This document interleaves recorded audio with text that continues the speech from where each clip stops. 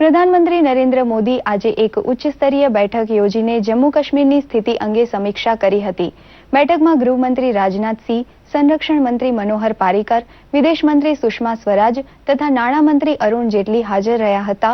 તો રાષ્ટ્રીય સુરક્ષા સલાહકાર અજીત ડોભાલે પણ બેઠકમાં ભાગ લીધો હતો. બેઠક બાદ મંત્રી જીતેન્દ્ર પ્રસાદે જણાવ્યું હતું કે પ્રધાનમંત્રી નરેન્દ્ર મોદીએ દેશની તમામ જનતાનો શાંતિની અપીલ કરી છે. આ ઉપરાંત જમ્મુ કાશ્મીરની સ્થિતિને પહોંચી વળવા માટે કેન્દ્ર સરકાર તરફથી તમામ પ્રકારની મદદની ખાતરી આપી હતી.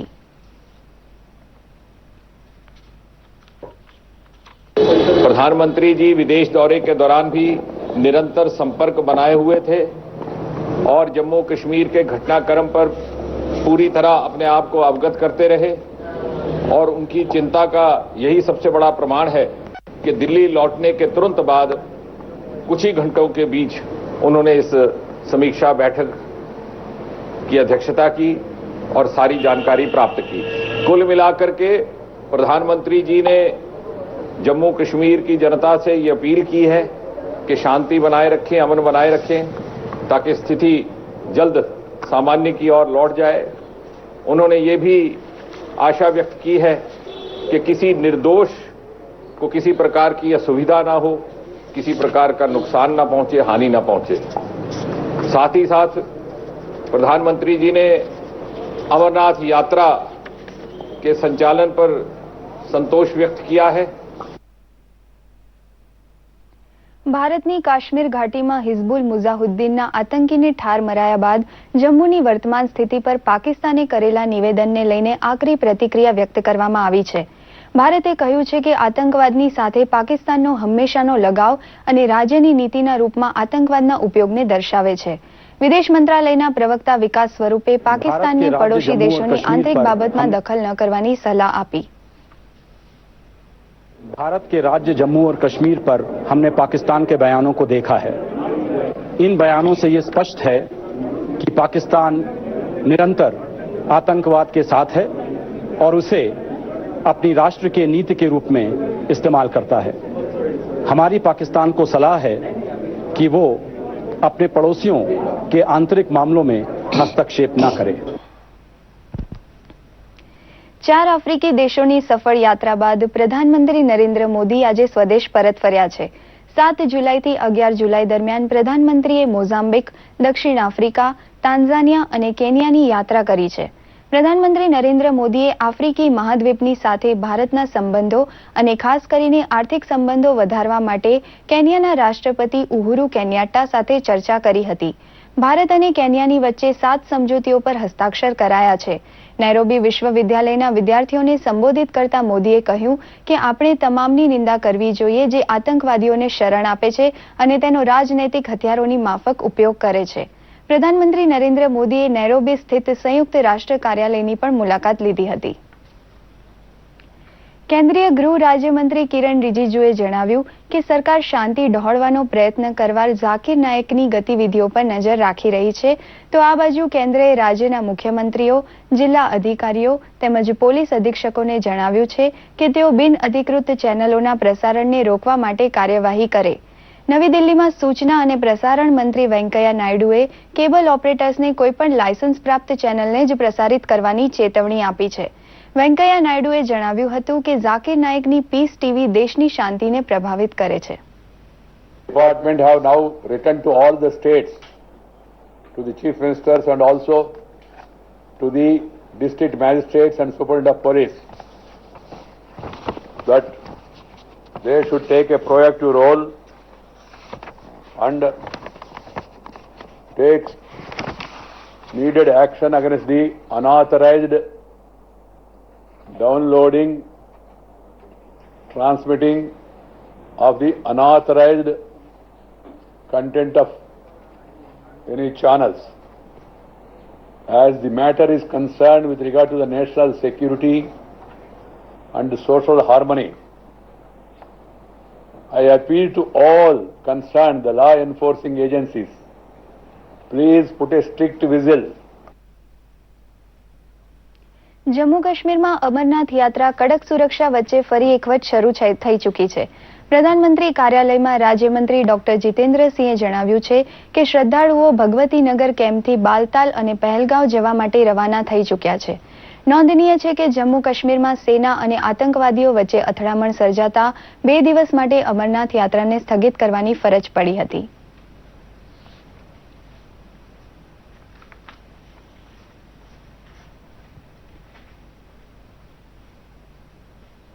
अमरनाथ की यात्रा आरंभ हो गई, बहुत ही संतोषजनक बात है. सबसे पहले तो इसलिए भी कि ये एक बड़ा ही संवेदनशील समय है कश्मीर के लिए. एक और तो टूरिस्ट सीजन है, पर्यटकों का आना होता है, दूसरी तरफ से हजारों की संख्या में अमरनाथ के यात्री पधारते हैं और इस प्रकार कश्मीर की आर्थिक स्थिति पर बहुत ही अनुकूल असर पड़ता है और कश्मीर का आम इंसान बड़ी उम्मीद के साथ, बड़ी हसरत के साथ, बड़ी अपेक्षा के साथ ये 3-4 महीने के सीजन को देखता है और उसकी प्रतीक्षा करता है, इंतजार करता है. જમ્મુ કાશ્મીરમાં થયેલા હિંસક તોફાનને કારણે અમરનાથની યાત્રાએ ગયેલા 4500 જેટલા યાત્રિકો અટવાયા છે. જો કે હવે પરિસ્થિતિ થાળે પડતા આ તમામ યાત્રિકો સુરક્ષિત પરત આવી રહ્યા છે. પ્રસ્તુત છે એક રિપોર્ટ. દર વર્ષે અમરનાથના દર્શને ગુજરાતમાંથી અસંખ્ય શ્રદ્ધાળુઓ જતા હોય છે. ત્યારે અહીં ફસાયેલાઓમાંના ખેડાના 18 યાત્રિકો મહુધાના હતા, જેઓ પરત ફરતા તેમના પરિવારજનોમાં ખુશીનો માહોલ જોવા મળી રહ્યો છે. બસ ખુશી લાગે છે. મુશ્કેલીમાં જે મુકેલા બીજા યાત્રીઓ જે છે એમને પરત પાછા આવે એવી વિનંતી. અમારા ઘરેથી જે ગયેલા એમને પરત આવી ગયા છે, એ બધા ખુશીનો માહોલ થાય છે. મારી સેકન્ડ ટાઈમ છે, પણ ફર્સ્ટ ટાઈમ કરતા આ ઠીક રહી, કારણ કે આમાં જોખમ વધારે હતું. અમે ગયા ત્યાં સુધી તો સારું હતું, પણ જ્યાંથી અમે શ્રીનગર છોડ્યું પછી ગંભીર લાગતી હતી. અનુભવ તો અમને તો કોઈ એવો ખોટો થયો નથી, પણ છે ત્યાં કે પરિસ્થિતિ બહુ ખરાબ છે. જે ફસાયા છે એ લોકો માટે ગુજરાતીઓ પણ ફસાયા છે અને બીજાય ફસાયા છે, એવું એકલા ગુજરાતીઓ નહીં. તો બનાસકાંઠાના પણ 120 યાત્રિકો જમ્મુના બાલતાલમાં સુરક્ષિત હોવાના સમાચાર મળી રહ્યા છે, જેઓને પરત લાવવા પૂરા પ્રયાસો કરવામાં આવી રહ્યા છે. સવારે 1-2 માણસો સાથે અમારા કોન્ટેક્ટ થયેલા છે, તો રાત્રે બધા લોકો ત્યાંથી નીકળી ગયેલા છે અને જમ્મુ તરફ આવી રહ્યા હતા અને જમ્મુના નજીક સુધી પહોંચી ગયા છે અને સિક્યુરિટી ફોર્सेस એ લોકો સાથે આવે છે. અત્યારે એ લોકો પરત આવવાનું રસ્તામાં છે અને અત્યારે કોઈ સંકટમાં અત્યારે એ લોકો નથી. જામનગર શહેર તેમજ જિલ્લાના 300 લોકો ત્યાં ફસાઈ ચૂક્યા હતા. જામનગરના 6 અને ખાવડી ગામના 3 લોકો સંપર્ક વિહોણા થયા હોવાની વિગત સામે આવતા સરકાર દ્વારા તેઓની ભાળ મેળવવાના પ્રયાસો હાથ ધરાયા હતા. જો કે મોટાભાગના યાત્રાળુઓ સહી સલામત હોવાની જાણકારી સામે આવી છે, તો આ યાત્રિકોને તોફાનને કારણે કાશ્મીરમાં પ્રવેશવા નહીં દેવાતા તેઓ હરિદ્વાર પહોંચ્યા હતા અને અંતે આ તમામ યાત્રિકો બાબા બર્ફાનીના દર્શન કર્યા વગર પરત ફરી રહ્યા છે. જમ્મુના જે એક બનાવ બન્યા એના અનુસંધાનમાં આપણા જિલ્લામાંથી જે શ્રદ્ધાળુઓ અમરનાથ યાત્રામાં ગયા છે, જોડાયા છે, એ શ્રદ્ધાળુઓના સગા સંબંધીઓ ને કંઈ પણ ક્વેરી હોય, કંઈ પણ પ્રશ્ન હોય તો અત્રે આપણે જિલ્લા કક્ષાએ એક સ્પેશિયલ કંટ્રોલ રૂમ પણ ચાલુ કર્યો છે. તો ગુજરાત સરકારે પણ યાત્રિકોને હેમખેમ પરત લાવવા કવાયત હાથ ધરી છે. મંત્રી વિજય રૂપાણીએ જણાવ્યું હતું કે મુખ્યપ્રધાન આનંદીબેન પટેલ અને કેન્દ્રીય મંત્રી પુરુષોત્તમ રૂપાલા તેમજ મનસુખ માંડવિયા સતત ફસાયેલા ગુજરાતીઓના સંપર્કમાં છે. આ અંગે કંટ્રોલ રૂમ પણ શરૂ કરવામાં આવ્યા છે. રાજ્ય સરકાર તરફથી સતત હાઈ લેવલ કાશ્મીર સાથે સંપર્ક પણ છે. બધા લોકો સેફ છે. ત્યાં આગળ ધીરે ધીરે જમ્મુ બધાને શિફ્ટ કરી રહ્યા છીએ. દિલ્હીથી પણ રૂપાલા સાહેબ આ આખી બાબતમાં સંપર્કમાં છે અને ત્યાંથી તેઓ પણ પ્રયત્ન કરી રહ્યા છે. અહીંયાથી માન્ય મુખ્યમંત્રી શ્રી પણ પોતે ખુદ ધ્યાન આપી રહ્યા છે. જમ્મુ કાશ્મીરમાં સ્થિતિ થાળે પડતા અમરનાથ યાત્રા ફરી શરૂ થઈ છે, પણ ભયભીત ગુજરાતીઓ ઘેર પરત ફરવામાં શાણપણ માની રહ્યા છે. દૂરદર્શન સમાચાર, અમદાવાદ. આગામી 48 કલાક દરમિયાન સૌરાષ્ટ્ર અને દક્ષિણ ગુજરાત સહિત રાજ્યભરમાં ભારેથી અતિભારે વરસાદની હવામાન વિભાગે આગાહી કરી છે. દક્ષિણ પશ્ચિમ મધ્યપ્રદેશ પર સર્જાયેલ અપર એર સર્ક્યુલેશન સિસ્ટમ હવે ગુજરાત તરફ ફંટાઈ છે. અમદાવાદના અનેક વિસ્તારોમાં વરસાદ પડ્યો છે, તો છોટાઉદેપુરમાં પણ સવારથી ભારે વરસાદ થતા ઓરસંગ નદી 2 કાંઠે વહી રહી છે. દરમિયાન છેલ્લા 24 કલાકમાં રાજ્યના 29 જિલ્લાઓના 168 તાલુકાઓમાં નોંધપાત્ર વરસાદ થયો છે. સૌથી વધુ વરસાદ ડાંગ આહવામાં 113 મિલીમીટર નોંધાયો છે. આહવા અને સાપુતારામાં ભારે વરસાદને કારણે અંબિકા, ગીરા, પૂર્ણા, ખાપરી સહિતની નદીઓમાં નવા નીર આવ્યા છે, તો ઉપરવાસમાં પડેલા ભારે વરસાદને કારણે મધુબન ડેમની જળ સપાટી વધી ચૂકી છે. જેથી સાવચેતીના ભાગરૂપે આ ડેમના 8 દરવાજા ખોલી નાખવામાં આવ્યા હતા. ડેમના દરવાજા ખોલતા દમણ ગંગા નદીમાં પાણીના લેવલમાં ઘટાડો નોંધાતા સંઘ પ્રદેશ અને વલસાડ જિલ્લાના કાંઠા વિસ્તારોમાં હાશકારો થયો છે.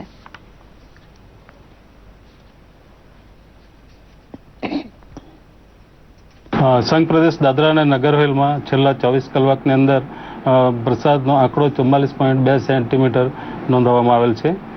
હાલમાં મધુબન જળાશયની સપાટી 73.20 મીટર ઉપર છે. તેમજ જળાશયની આવકમાં 96,163 ક્યુસેક મીટરની આવક છે. તેની સામે જ આવક 46,039 ક્યુસેક મીટર છે. આ વરસાદને લીધે દમણગંગા નદીમાં છોડાઈ રહેલા પાણીથી પટમાં કાંઠા વિસ્તારના આજુબાજુના ગામોમાં કોઈ પણ ભયસ્થાન નથી. છતાં પણ વહીવટીતંત્ર દાદરા અને નગર હવેલી પરિસ્થિતિ ઉપર ચાંપતી નજર રાખી રહેલ છે. ગુજરાતના ધરતીપુત્રો માટે આનંદના સમાચાર છે. સરદાર સરોવર નર્મદા ડેમમાંથી સિંચાઈ માટે 15,660 ક્યુસેક પાણી છોડવાનો રાજ્ય સરકારે નિર્ણય કર્યો છે. મુખ્યમંત્રી આનંદીબેન પટેલે ટ્વીટ કરી આ નિર્ણય અંગે માહિતી આપી હતી. એમણે જણાવ્યું છે કે પ્રારંભિક વરસાદથી ડેમની જળ સપાટી વધતા આ નિર્ણય લેવાયો છે. દરમિયાન ગઈકાલ કરતા આજે નર્મદા ડેમ પર પાણીની આવકમાં ઘણો વધારો થઈ પાણીની આવક 33,715 ક્યુસેક અને ડેમની જળ સપાટી 11,482 મીટર છે અને મુખ્ય કેનાલમાં હાલમાં 12,041 ક્યુસેક પાણી છોડવામાં આવી રહ્યું છે. હાલમાં નર્મદા ડેમના 1200 મેગાવોટના રિવરબેડ પાવર હાઉસનું એક યુનિટ ચાલુ રાખવામાં આવ્યા છે, જ્યારે 250 મેગાવોટની ક્ષમતા કેનલ હેડ પાવર હાઉસના 2 યુનિટે ચાલુ રખાયા છે. સમગ્ર ગુજરાતમાં હાલ વરસાદનું આગમન થઈ ચૂક્યું છે. અમુક જિલ્લાઓમાં મેઘરાજા મન મૂકીને વરસ્યા છે, તો અમુક જિલ્લાઓ હજુ પણ સારા વરસાદથી વંચિત છે. બોટાદમાં માત્ર 60 મિલીમીટર વરસાદ વરસ્યો છે. પ્રારંભિક વરસાદ થતા ધરતીપુત્રોએ મોંઘા બિયારણ વડે ખેતરોમાં 48,600 હેક્ટરમાં વાવણી કરી દીધી છે, પરંતુ હવે વરસાદે વિરામ લેતા ખેડૂતો ચિંતિત છે. તો બીજી તરફ તળાવો અને ચેક ડેમો પણ ખાલી હોવાથી ખેડૂતો વધારે મૂંઝવણમાં મુકાઈ ચૂક્યા છે. બોટાદની સાથે ગઢડા 102, રાણપુર 105 અને બરવાડા 28 મિલીમીટર જેટલો વરસાદ નોંધાયો છે, જેથી જગતનો તાજ ચિંતામાં છે. અને 1 મહિનેથી રાહ જોઈ છે વરસાદની, પણ હવે આ ઉપરવાળો જો દે તો સારું, નકર પછી અત્યારે નિર્ણય નથી અને અનાજય નથી, અંધું ખૂટવામાં જ છે. હવે પછી આ એક તો મોંઘું લાયા છે અને કાંઈ અત્યારે બહારથી લાવી તો મેળ આવે એવું નથી. આમાં બિયારણ બધું હુકાઈ જાય છે. આમાં લેવું શું વરસાદ વગર ઘણા 1 મહિનેથી વાટ જોઈએ છે, પણ હવે વરસાદ જ નથી થતો. શું કરવું? માલ ઢોર માં નિર્ણય જ ખલાસ થઈ ગઈ છે. હવે બીજી તો હવે ક્યારે થાય? પાટણ જિલ્લાની થરા નગરપાલિકાની 10 જુલાઈએ યોજાયેલ સામાન્ય ચૂંટણીની આજે મતગણતરી હાથ ધરાઈ હતી, જેમાં ટાઈ પડતા અસમંજસની સ્થિતિ સર્જાઈ છે. નગરપાલિકાની કુલ 24 બેઠકોમાંથી ભાજપા અને કોંગ્રેસ બંનેનો 12 બેઠકો પર વિજય થયો હતો. જોકે અન્ય નગરપાલિકા દ્વારકાની ઓખાની મતગણતરી 2 ઓગસ્ટ પર મુલતવી રખાઈ છે. વોર્ડ નંબર 9 કોંગ્રેસના ઉમેદવારનું અવસાન થતા આ વોર્ડ માટે મતદાન 31મી જુલાઈએ હાથ ધરાયા બાદ 2 ઓગસ્ટે તમામ 36 બેઠકો માટે મતગણતરી હાથ ધરાશે. તો થરા નગરપાલિકાના ટાઈના પરિણામ અંગે ચૂંટણી અધિકારી દિગંત બ્રહ્મભટ્ટે માહિતી આપી હતી.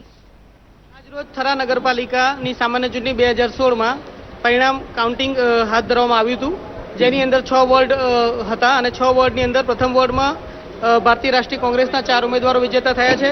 બીજા વોર્ડમાં ભારતીય રાષ્ટ્રીય કોંગ્રેસના 4 ઉમેદવાર વિજેતા થયા છે. ત્રીજા વોર્ડમાં ભારતીય જનતા પાર્ટીના 4 ઉમેદવાર વિજેતા થયા છે. ચોથા વોર્ડમાં ભારતીય જનતા પાર્ટીના 4 ઉમેદવાર વિજેતા થયા છે. પાંચમા વોર્ડમાં પણ ભારતીય જનતા પાર્ટીના 4 ઉમેદવાર વિજેતા થયા છે, જ્યારે અંતિમ અને છઠ્ઠા વોર્ડમાં ભારતીય રાષ્ટ્રીય કોંગ્રેસના 4 ઉમેદવાર વિજેતા થયા છે. આમ 6 વોર્ડમાંથી 3 બેઠકો 3 વોર્ડમાં ભારતીય જનતા પાર્ટીની પેનલ અને 3 વોર્ડમાં ભારતીય રાષ્ટ્રીય કોંગ્રેસની પેનલ વિજેતા થઈ છે.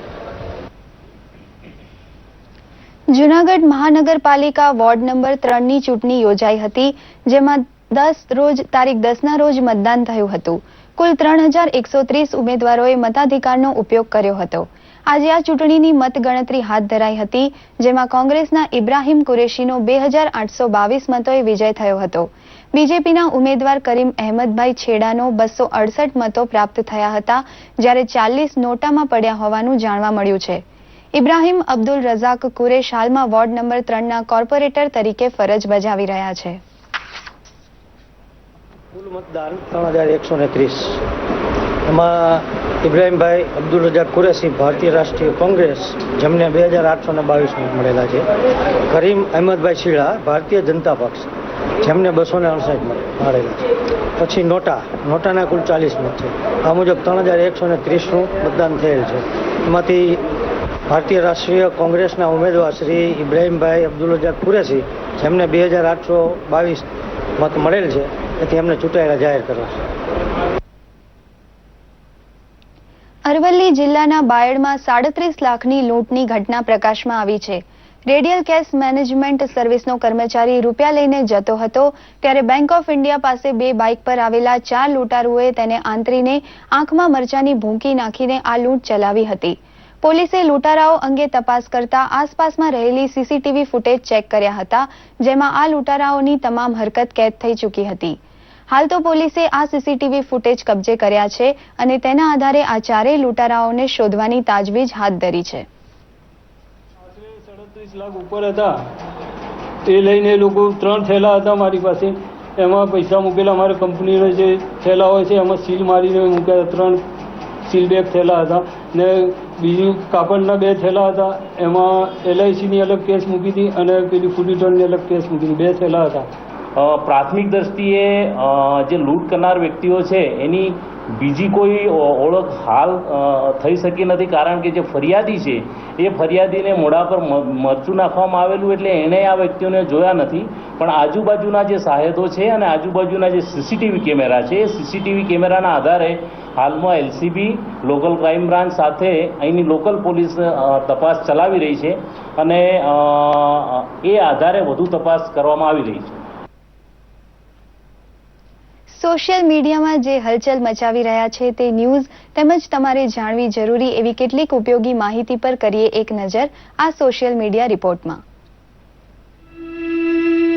દક્ષિણ સુદાનમાં ફાટી નીકળેલી હિંસાના પગલે વણસેલી સ્થિતિમાં અનેકના મોત નિપજ્યા છે. કેન્દ્ર સરકાર સુદાનમાં વસતા અનેક ભારતીયની સ્થિતિ પર પૂરતી નજર રાખી રહી છે. વિદેશ મંત્રી સુષ્મા સ્વરાજે ટ્વિટર પર માહિતી શેર કરી જણાવ્યું છે કે સરકાર સુદાનમાં ભારતીય રાજદૂત સાથે સંપર્કમાં છે. વધુમાં સુદાનમાં વસતા ભારતીયો અંગે માહિતી આપવા તેમના સંબંધીઓને પણ અપીલ કરી છે. રાજ્યસભાના સાંસદ મનસુખ માંડવિયાનો તાજેતરમાં કેન્દ્રીય મંત્રીમંડળમાં સમાવેશ કરાયા બાદ તેમણે સોમવારે માર્ગ અને પરિવહન રાજ્યમંત્રી તરીકે ચાર્જ સંભાળ્યો હતો. ચાર્જ સંભાળ્યા બાદ ટ્વિટર પર ખુશી વ્યક્ત કરવા સાથે પોતાને અપાયેલી જવાબદારીને પૂરતો ન્યાય આપવાનો પ્રયાસ કરશે તેવો વિશ્વાસ પણ વ્યક્ત કર્યો હતો. દેવી ગંગે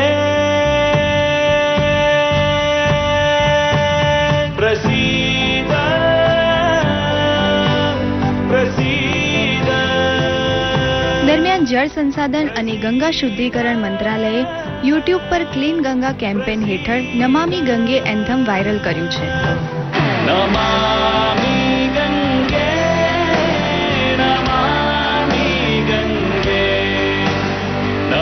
ફિલ્મી દુનિયામાંથી સોશિયલ મીડિયા પર સલમાન ખાન અભિનીત ફિલ્મ સુલતાનનો હેશટેગ સુલતાન શાટરિંગ વોલ રેકોર્ડનો ટ્રેન્ડ જોવા મળી રહ્યો છે.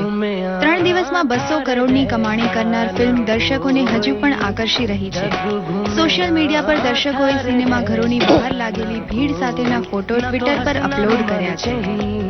શાહરૂખ ખાન, ઐશ્વર્યા રાય અને માધુરી દીક્ષિત અભિનીત દેવદાસ ફિલ્મે પોતાની સફળતાના 14 વર્ષ પૂર્ણ થતા સોશિયલ મીડિયા પર હેશટેગ 14 years of દેવદાસ હેઠળ છવાઈ છે. ટીમ સંજય લીલા ભણસાલી, અભિનેતા શાહરૂખ ખાન, અભિનેત્રી ઐશ્વર્યા રાય અને માધુરી દીક્ષિત ઉપર તેમના ફેન્સ દ્વારા અભિનંદનની વર્ષા થઈ રહી છે. એક ફિલ્મ પ્રીમિયર વખતે ફોટોગ્રાફર જ્હોન બ્લેડિંગ દ્વારા લેવાયેલો આ ફોટોગ્રાફ સોશિયલ મીડિયા પર વન બ્યુટીફુલ રીઝન હેઠળ છવાયો છે, જેમાં હાજર તમામ લોકો પોતાના મોબાઈલથી ફોટો લેવામાં મશગુલ બન્યા છે. ત્યારે એ વખતે વચ્ચે એકમાત્ર વૃદ્ધા ખરેખર એક ક્ષણને માણી રહ્યા છે. સતત મોબાઈલ પર વ્યસ્ત રહેતી આજની પેઢીને મેસેજ આપવાનો પ્રયાસ થયો છે. સોશિયલ મીડિયા ડેસ્કનો રિપોર્ટ, દૂરદર્શન સમાચાર, અમદાવાદ. હાલ એન્ટી રેગિંગ સપ્તાહ ચાલી રહ્યું છે, ત્યારે પંચમહાલ જિલ્લાના કાનૂની સેવા કેન્દ્ર દ્વારા કોલેજો અને સ્કૂલમાં રેગિંગના કાયદાની જાણકારી વિદ્યાર્થીઓને આપવા હેતુ સેમિનારનું આયોજન કરવામાં આવ્યું હતું. આ સેમિનારમાં એન્ટી રેગિંગ અંગેનો કાયદો શું છે, કઈ રીતે આ કાયદાની મદદ લઈ શકાય, કઈ રીતે આ બાબતે ફરિયાદ કરી શકાય, સજાની શું જોગવાઈ છે, આ તમામ બાબતે માર્ગદર્શન આપવામાં આવ્યું હતું. આ ઉપરાંત પોલીસ ફરિયાદ ન કરવા માંગતી યુવતીઓ માટે કોલેજ કેમ્પસમાં જ ખાસ બનાવેલી એન્ટી રેગિંગ કમિટી પાસે ફરિયાદ કરવા ઉપરાંત ફરજો અને અધિકારીઓની માહિતી અપાઈ હતી. જો કે હવે વિદ્યાર્થીઓ અને વાલીઓમાં રેગિંગ બાબતે સજાગતા જોવા મળી રહી છે, જેથી આ પ્રકારના બનાવોમાં ઘટાડો નોંધાઈ રહ્યો છે. કરવામાં આવે છે આ બધું આ સપ્તાહના ઉજવણીના કારણે બધાને જે આ કાયદા શીખવવામાં આવ્યા છે એ કાયદા દ્વારા અત્યારે આ જે બધું થઈ રહ્યું છે તે હમણાં ઓછું જોવા મળે છે, મતલબ કે ઓછું થઈ ગયું છે બધું, અને તે કાયદાઓની દરેક છોકરીઓને જાણકારી આપે. અમારી કોલેજમાં આ કમિટી ઘણા વર્ષોથી બનાવેલી છે. અમે પણ વિદ્યાર્થીઓના આવા જે પણ સમસ્યાઓ વિદ્યાર્થીઓને, ખાસ કરીને વિદ્યાર્થીનીઓ સાથે રેગિંગની કોઈ પણ ઘટના બનતી હોય તો એને તાત્કાલિક સાંભળી અને એનું નિરાકરણ કરવાનો પ્રયત્ન કરીએ છીએ. પંચમહાલ અને મહીસાગર જિલ્લાના જુદા જુદા હાઈસ્કૂલો, કોલેજો અને આઈટીઆઈઝમાં એન્ટી રેગિંગની પ્રવૃત્તિને અટકાવવા માટે કાનૂની જાગૃતિ શિબિર યોજવામાં આવ્યા છે. અને કદાચ જો કોઈ છાત્ર કે છાત્રાને એવા રેગિંગના કૃત્યનો સામનો કરવો પડે તો એના માટે કઈ પ્રોટેક્શનના ધારાધોરણ છે અને સાથે સાથે કઈ હેલ્પલાઇન્સનો પ્રયોગ તેઓ કરી શકે છે, આ બધી માહિતી બાબતે કાનૂની જાગૃતિ શિબિર યોજવામાં આવ્યા છે. હાલમાં વરસાદી માહોલ છવાયેલો છે, ત્યારે ગીરનું જંગલ પણ જાણે કે લીલી ચાદર ઓઢેલી હોય એટલું સુંદર લાગી રહ્યું છે. વરસાદી સિઝનમાં દેશ વિદેશી પક્ષીઓ પણ અહીં જોવા મળે છે. બર્ડ કન્ઝર્વેશન સોસાયટી ઓફ ગુજરાતના સભ્યોની આંખે જોઈએ આ રિપોર્ટ. પંખીઓને ક્યારેય કોઈ સરહદના સીમાડા નડતા નથી. મીઠા કલરવ કરતા પક્ષીઓ હંમેશા મનમોહક લાગે છે. વર્ષા ઋતુ આવતા દરેક જગ્યાએ લીલોતરી છવાઈ જાય છે. ઝાડ, પાન, પશુ, પંખીઓ તમામમાં જાણે એક નવો જીવ આવે છે. પ્રકૃતિ પોતાની સોળે કળાએ ખીલી ઉઠે છે, ત્યારે ગુજરાતની અમૂલ્ય સંપત્તિ એવા ગીરના જંગલનો નજારો પણ કંઈક આવો જ છે. શહેરી જીવનમાં જે રોજની ભાગદોડ અને અવાજના પ્રદૂષણથી મુક્તિ મળી અને ગીરમાં મોન્સૂનનો, ચોમાસાનો આનંદ માણ્યો, જંગલની મજા માણી, જંગલની એક શાંતિનો અનુભવ કર્યો. પક્ષી પ્રેમી સંસ્થા બર્ડ કન્ઝર્વેશન સોસાયટી ઓફ ગુજરાતના સભ્યો દ્વારા 3 દિવસનો કેમ્પ કરીને ગીરના જંગલમાં આવતા પક્ષીઓનો અભ્યાસ કરાયો હતો. વર્ષા ઋતુમાં ગીરના જંગલ ખાતે વિદેશથી પણ કેટલાય પક્ષીઓ આવતા હોય છે. દક્ષિણ આફ્રિકા તરફથી ચાતક પક્ષીઓ પણ નૈઋત્યના મોસમી પવનના આધારે ગીર તરફ આવે છે. જો આ પક્ષીઓની વધુ સંખ્યા જોવા મળે તો ચોમાસું સારું જાય તેવું લોકોનું માનવું છે. આ ઉપરાંત નવરંગ ધરાવતું ઇન્ડિયન પિટ્ટા નવરંગ નામના પક્ષીઓ પણ જોવા મળે છે. તો સૌથી વધુ કકુ નામના પક્ષીઓ અહીં જોવા મળે છે, જેમાં ગ્રે બેલિડ કકુ, પ્લેન્ટિવ કકુ, હોપ કકુ, પાયર કોસ્ટેટ કકુ, ઝેકોલિન કકુનો સમાવેશ થાય છે. અહીંયા આશરે 225 જેટલા પક્ષીઓ જોવા મળે છે, જેમાંથી આ મુલાકાતીઓ દ્વારા 90 જેટલા પક્ષીઓનો અભ્યાસ કરાયો છે. સારા ગુજરાતમાંથી વડોદરા, અમદાવાદ, નવસારી, ભરૂચ, અમરેલી, જેતપુર એમ જુદા જુદા વિસ્તારમાંથી બધા અમારી જે સંસ્થા છે bird conservation society of Gujarat એના નેજા નીચે અહીંયા પક્ષી નિરીક્ષણ માટે મંજૂરીથી ભેગા થયેલા છે. માણસ જેમ અલગ અલગ સંસ્કૃતિમાં જીવે છે એ જ રીતે પક્ષીઓ પણ તેમની વિશિષ્ટ બોલી ધરાવે છે. દરેક પક્ષીનો ખોરાક અલગ હોય છે, માળો બાંધવાની રીત અલગ હોય છે, પ્રકૃતિ અલગ હોય છે. આ પક્ષીઓ વિશેનો અભ્યાસ કરવાનો આનંદ પણ કંઈક અલગ જ હોય છે. આવા ઘણા બધા કેમ્પો થાય છે ગુજરાતમાં, અલગ અલગ પ્રદેશોમાં, અલગ અલગ વિસ્તારોમાં જ્યાં વધારે પક્ષીઓની વસ્તી હોય એવા વિસ્તારોમાં આ મંડળ આવા કાર્યક્રમો ગોઠવી અને ત્યાં એમનું પક્ષીઓ માટેનું હેબિટેટ કેવું છે, કયા પક્ષીની વધારે પેલી વસ્તી છે, મોન્સૂનમાં અથવા તો શિયાળામાં યાયાવર પક્ષીઓ કેટલા આવે છે, આમનું બધું કાઉન્ટ કરી અને એ સર્વે કરીને પેલા ફ્લેમિંગો નામનું એક મેગેઝિન બહાર પડે છે, એમાં આપવામાં આવે છે. બર્ડ કન્ઝર્વેશન સોસાયટીના સભ્યો દ્વારા ગીરના જંગલની મુલાકાત લેવામાં આવી હતી, ત્યારે પક્ષીઓને તેમજ જંગલની કોઈપણ સંપત્તિને નુકસાન ન પહોંચે તેનું ખાસ ધ્યાન રાખવામાં આવ્યું હતું. તુલસીજામથી જ્યાં જ્યાં આ ગીરની અંદર જે રૂટ આપેલા છે એ રૂટે અમે એ સાથે હું ગાઈડ તરીકે સાથે ગયેલો પક્ષીઓના અભ્યાસ માટે. અત્યારે જ્યારે લોકો વિકાસની દોડમાં હરણફાળ ભરી રહ્યા છે, ત્યારે પ્રકૃતિના પારેવડા જાણે વિસરાઈ રહ્યા છે. કુદરતી જંગલ પક્ષીઓને મળી રહે તે ખૂબ જ જરૂરી છે, તેથી જ લોકોએ વૃક્ષો વાવીને પ્રકૃતિનું ધ્યાન કરવાની પણ તાતી જરૂરિયાત છે. દૂરદર્શન સમાચાર, અમદાવાદ. રાજકોટ મહાનગરપાલિકા દ્વારા ખેલકૂદને પ્રોત્સાહન મળે તે હેતુથી થોડા સમય પહેલા રેસકોર્સમાં રનિંગ ટ્રેક તેમજ સિન્થેટિક ટ્રેક અને ફૂટબોલ તેમજ હોકીનું મેદાન તૈયાર કરવામાં આવ્યું હતું. 5 કરોડથી વધારેની કિંમતમાં તૈયાર કરવામાં આવેલ હોકી મેદાનને ઇન્ટરનેશનલ મેદાનની માન્યતા પ્રાપ્ત થવા પામી છે. આ મેદાન ગુજરાતનું પ્રથમ એવું હોકી મેદાન છે જે ટર્ફ મેદાન છે. ટર્ફ મેદાનને કારણે ખેલાડીઓને સ્પીડ અને સ્કિલ બંને મળી રહે છે. કુલ 4 અલગ અલગ બેચ મળી અંદાજિત 60 થી 70 ખેલાડીઓ પ્રેક્ટિસ કરી રહ્યા છે. કેટલાક એવા ખેલાડીઓ છે કે જે છેલ્લા 8-10 વર્ષથી સતત રાજકોટના ધ્યાનચંદ હોકી મેદાન ખાતે રોજ પ્રેક્ટિસ કરવા આવતા હોય છે. આ મેદાન પરથી પ્રેક્ટિસ કર્યા બાદ ખેલાડીઓને પણ ઘણા ફાયદાઓ થઈ શકે છે અને HIL ટુર્નામેન્ટમાં પણ ભાગ લેવાની તૈયારીઓ ખેલાડીઓ દાખવી રહ્યા છે. કારણ કે જે નેશનલ ટુર્નામેન્ટો જે થાય છે એ બધી ટર્ફ ઉપર રમવાની હોય છે, ત્યારે ગુજરાતમાં વોટર બેઝ વાળું પહેલું આ ટર્ફ છે, તો જેનાથી આપણી ગુજરાતની ટીમ જે જશે એમને બી ઘણો ફાયદો થશે. અહીંયા રોજ અલગ અલગ બેચમાં 60 થી 70 જેટલા ખેલાડી ભાઈ બહેનો પ્રેક્ટિસ કરી રહ્યા છે અને હવે ધીરે ધીરે ફેસિલિટીઝ ને બધું વધવા મળશે, તો આ ગ્રાઉન્ડ લગભગ હું એમ કહી શકું ને કે 1 કલાક બી કદાચ ફ્રી રહેવું બહુ મુશ્કેલ થઈ પડશે, એવી પરિસ્થિતિ આવશે. ગ્રાઉન્ડ એસ્ટ્રોટર્ફ ગ્રાઉન્ડ જે આંતરરાષ્ટ્રીય રાષ્ટ્રીય લેવલે બહુ અમને સારી એવી સ્કિલ ડેવલપમેન્ટ કરવા માટે અમને આ તક મળી છે અને અત્યાર સુધી અમારી પાસે ગ્રાસનું ગ્રાઉન્ડ હતું. રાજકોટ સિટીમાં કે ગુજરાતમાં ક્યાંય એસ્ટ્રોટર્ફ ગ્રાઉન્ડ નહોતું. આપણે અત્યારે એકમાત્ર રાજકોટ સિટીમાં એસ્ટ્રોટર્ફ ગ્રાઉન્ડ લાગેલ છે. આગામીમાં અમે અમારે જે HIL ટુર્નામેન્ટ આવે છે, જેમ કે ક્રિકેટમાં HIL ટુર્નામેન્ટ એમાં રમવા માટે અમે મહેનત કરશું. આગળ નેશનલ લેવલે સારું પરફોર્મન્સ ગુજરાતની ટીમ તરફથી અમે દઈ શકીએ એવી પૂરેપૂરી અમે સિનિયર પ્લેયર્સ પણ મહેનત કરી છે અને જુનિયરને પણ કરી છે. તો આ સાથે જ અત્યારનું આ બુલેટિન અહીં સમાપ્ત કરીએ છીએ. નમસ્કાર.